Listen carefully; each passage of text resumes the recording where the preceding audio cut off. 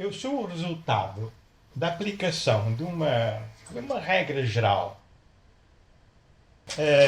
Eu conheci também algumas exceções, como todas as regras, que faz que quando quanto mais a infância e a adolescência foram marcadas pelos compositores românticos, os Chopins, os Schumanns, Mendelssohn e companhia, mais a atitude composicional é, de perto ou de longe, influenciada por uma estilística a que eu chamo justamente os meus axiomas pessoais.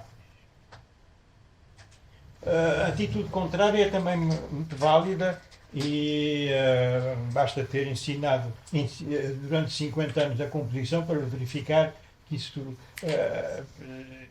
vem à superfície quando temos, sobretudo quando encontramos alunos de talento. Encontrei alguns. O ato criador tem como fundamento uma linguagem logicamente constituída por vocábulos sonoros ou por vocábulos, ideias e imagens, no caso da literatura, que se encadeiam. Primeiro axioma.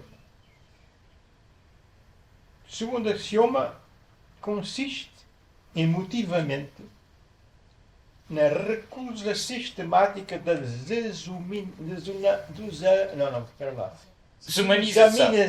É difícil. Desumanização. Pá. Desumanização. Desumanização do humano. A terceira, que lhe é um corolário,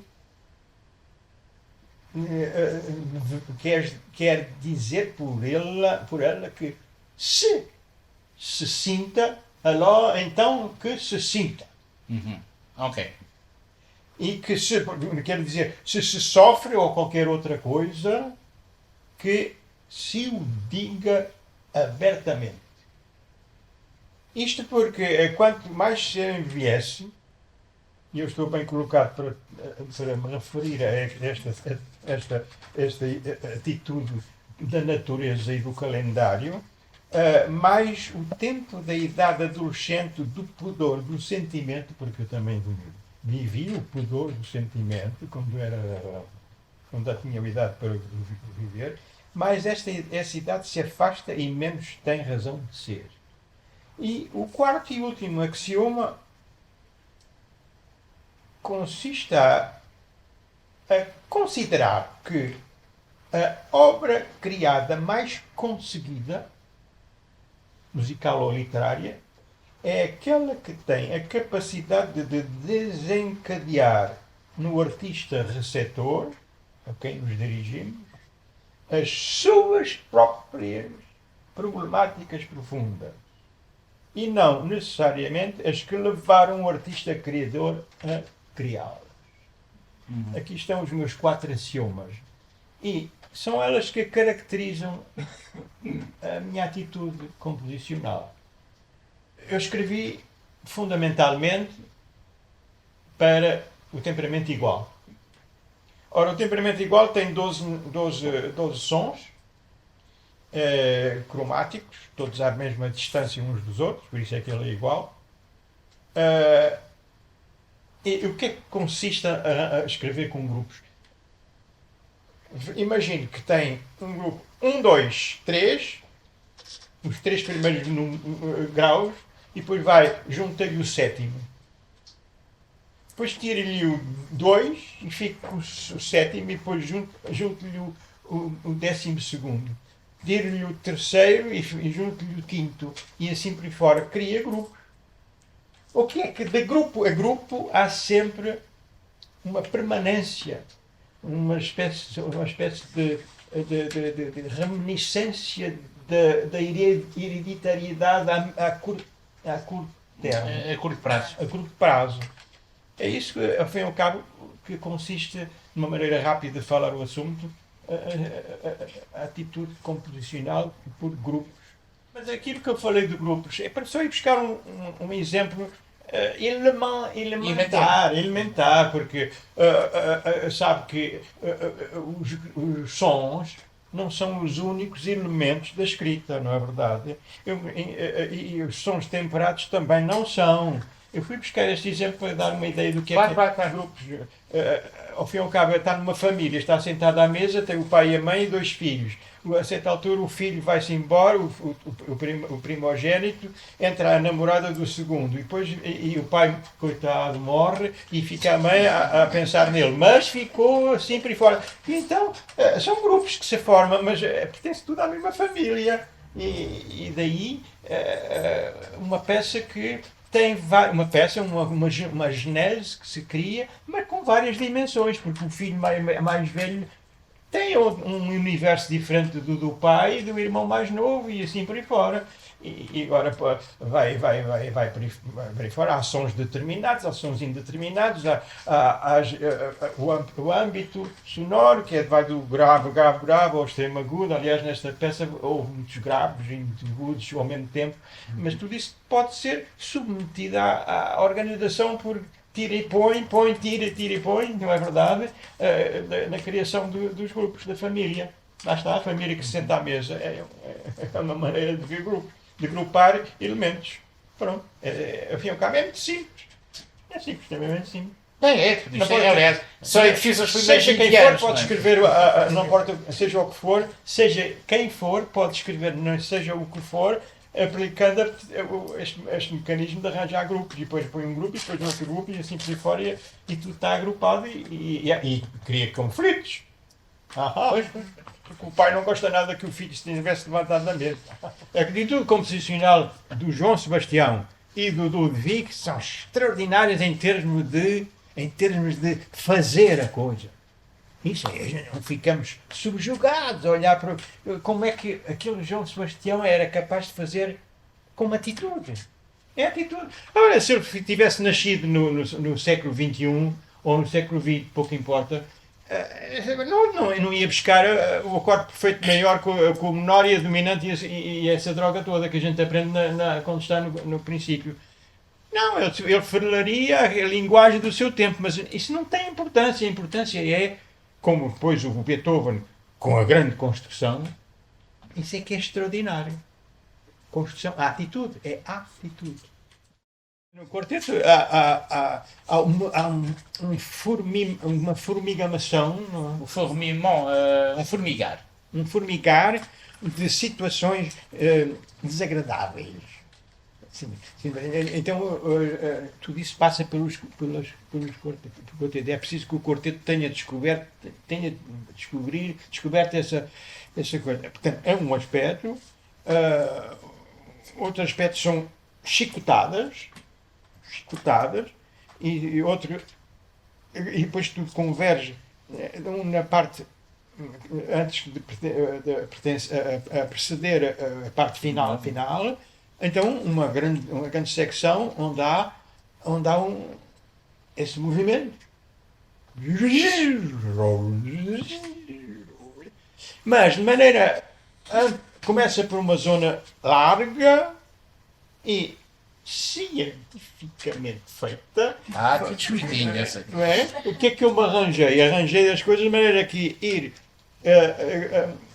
aproximando de um fim onde o tornado no ponto, o tornado termina num ponto, em baixo. Pois bem, essa secção termina também num ponto e à medida que se chega a esse ponto vai acelerando e atrofiando a coisa. O meu objetivo, nesse sentido, como em muitos outros aspectos da música que eu gosto de escrever e de textos que eu gosto de escrever também, é de fazer perder a respiração às pessoas. Mas o primeiro a perder a respiração sou eu. É um dos aspectos da escrita que me preocupa muito. Não, tenho horror ao acontecimento musical que está só num plano. Para que me satisfaça a audição e a emoção e tudo isso, é preciso que haja acontecimentos nesse plano, mas que eu o vejo até ao fim também. Portanto, a profundidade é importante. Cândido Lima toca um dos aspectos que eu mais adorei, empregamos o termo, quando falava aos meus alunos e quando eu ouvia como aluno, era exatamente o problema dos timbres. E o que pode resultar do manejo desses timbres. É uma alquimia fantástica a orquestração.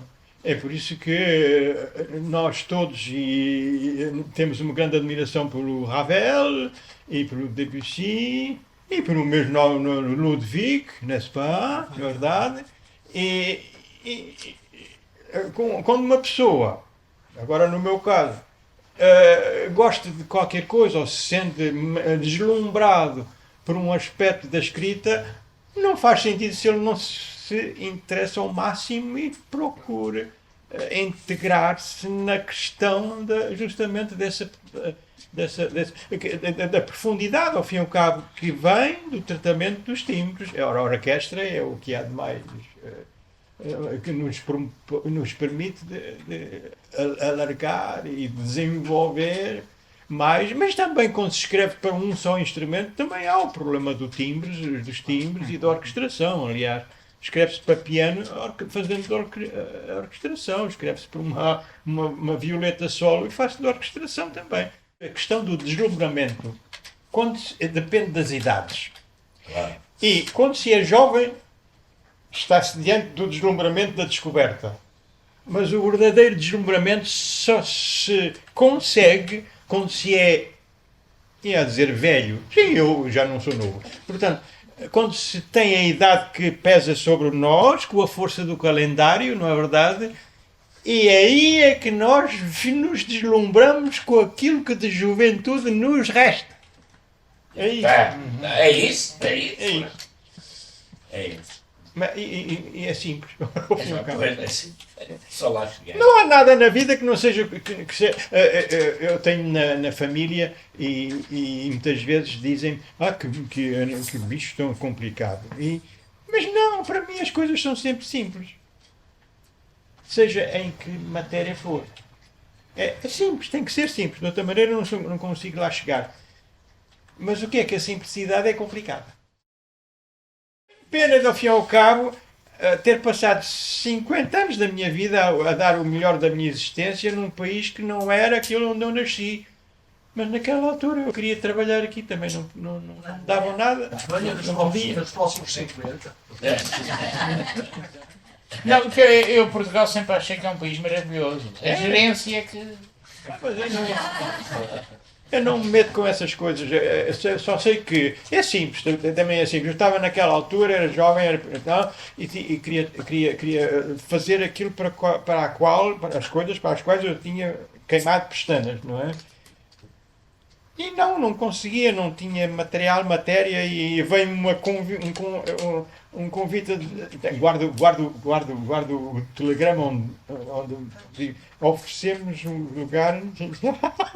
Então pronto, vamos. Mas contou-me, se não estou em engano, foi falar na altura com o João Freitas Branco. Fui lá com o João Freitas Branco. A pedir conselho. E ele, doutor, eu tratava por doutor, porque eu era mais novo. E então, diga-me uma coisa, doutor, eu recebi esta coisa, não sei se lhe mostrei o telegrama nem se não, já não me lembro, e para ir para o Canadá ensinar. E ele disse-me, vá no primeiro comboio.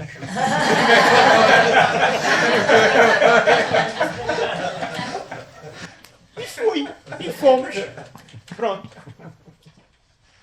E não estou arrependido. Então tenho Onde é que se apanha o comboio para o Canadá?